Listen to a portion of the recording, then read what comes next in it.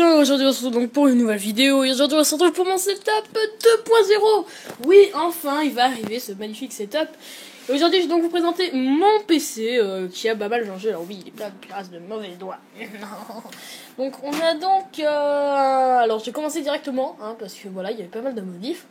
Je vais commencer tout de suite par le boîtier qui est donc un Antec 300. Donc c'est un boîtier plutôt assez simple mais très fonctionnel et très grand. Vous remarquez déjà une grande face aérée qui recouvre donc en elle deux ventilateurs avec un filtre anti-poussière, ce qui est plutôt assez agréable. Excusez-moi. Et ici on retrouve 3 baies 5,25 pouces qui vous permettent donc de mettre des lecteurs DVD ou des réobus, etc.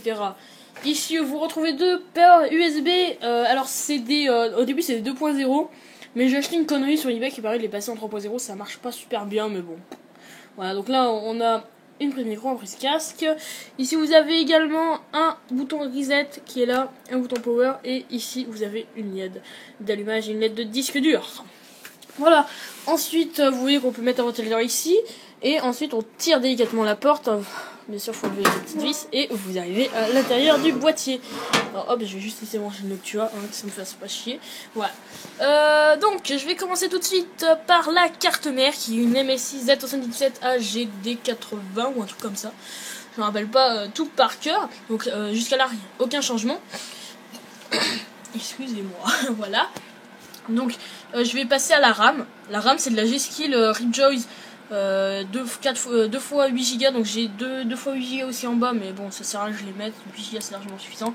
Je crois qu'elle est à 1600 ou à 2100 MHz, je me rappelle plus exactement, donc très bonne RAM. On va mettre son doigt dans un ventilateur. Voilà, donc bonne RAM.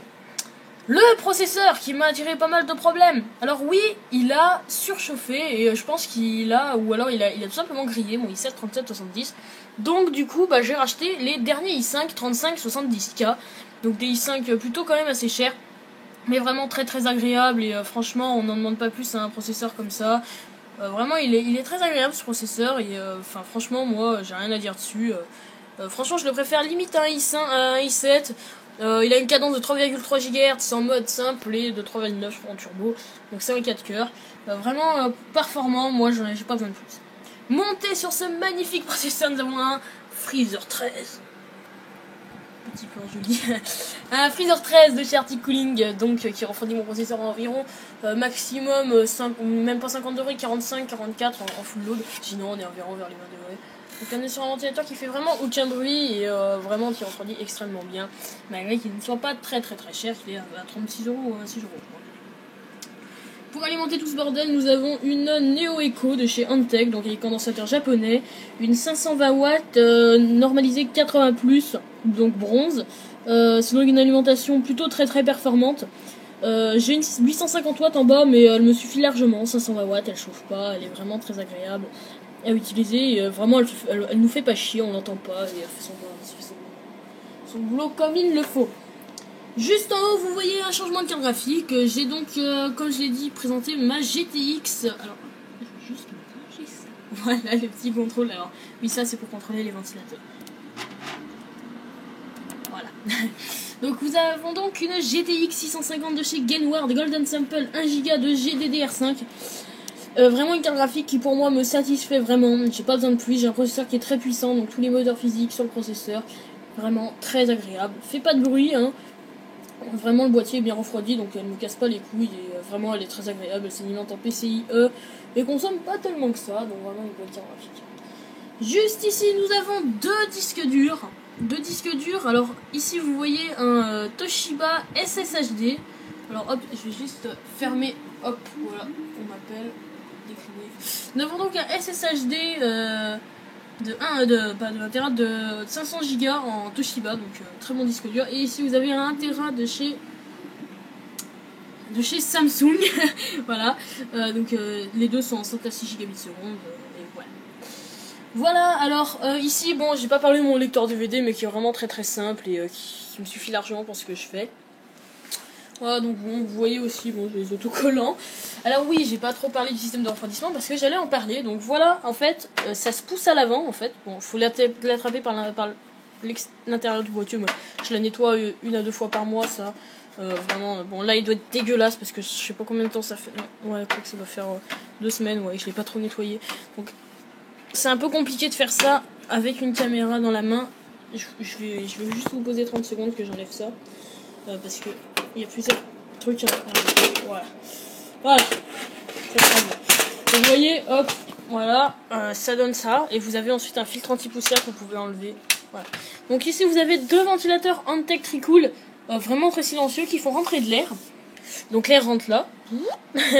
Et ressort par ce Noctua NFP12 PWM de 120 mm et par ce Antec Tricool, mais également en 140 cette fois-ci. Et là vous avez un autre Noctua qui fait rentrer de l'air. Voilà un petit peu par rapport à ce boîtier. Donc avec ma config dedans qui est assez performante quand même. Voilà. Enfin vraiment, pour moi, je suis pas non plus un gamer de dingue. Je fais du rendu 3D, je fais tout ça et vraiment c'est une config qui pour environ 1000 €, enfin vraiment, vous permet vraiment d'aller plus loin avec ça. Vraiment vous pouvez déjà largement faire tourner Battlefield 4 en ultra, vous pouvez le faire si vous avez un bon processeur, voilà. Qu'est-ce que je peux également vous dire par rapport à cette config? J'utilise donc Windows 7. Hop, donc j'utilise Windows 7 Ultimate, je crois, où je l'ai acheté. Enfin, j'ai une licence, mais il faut que je la rentre. J'ai un clavier à la con, puis une souris correcte, voilà. Normalement j'ai un dual screen, mais vu que je viens de changer de carte graphique, j'ai commandé un adaptateur, donc DVD, et c'est assez rare à trouver. Et il arrive demain, donc la boîte du i5 là. Voilà, qu'est-ce que je peux également vous dire sur cette config? Vraiment, le boîtier est vraiment très agréable. Cette config, je la conseille, notamment le processeur qui permet vraiment d'évoluer. Parce que c'est vrai qu'en ayant un i3, vous pouvez largement faire ce que vous voulez. Mais en ayant vraiment un gros i5 comme ça, vous pouvez largement y aller. C'est vraiment une bonne config et vraiment je la conseille énormément pour les gens qui veulent quand même gamer mais sans se ruiner non plus. Et vraiment voilà. À part la carte mère qui est très chère, mais vraiment mettez-y le prix dans une bonne carte mère. Et vraiment là vous êtes sûr de pas être emmerdé, il y a des composants. Vous avez un boîtier en tech, vous pouvez y aller, c'est costaud hein. La carte mère c'est du MSI. Voilà. L'alimentation c'est largement assez costaud. Et voilà.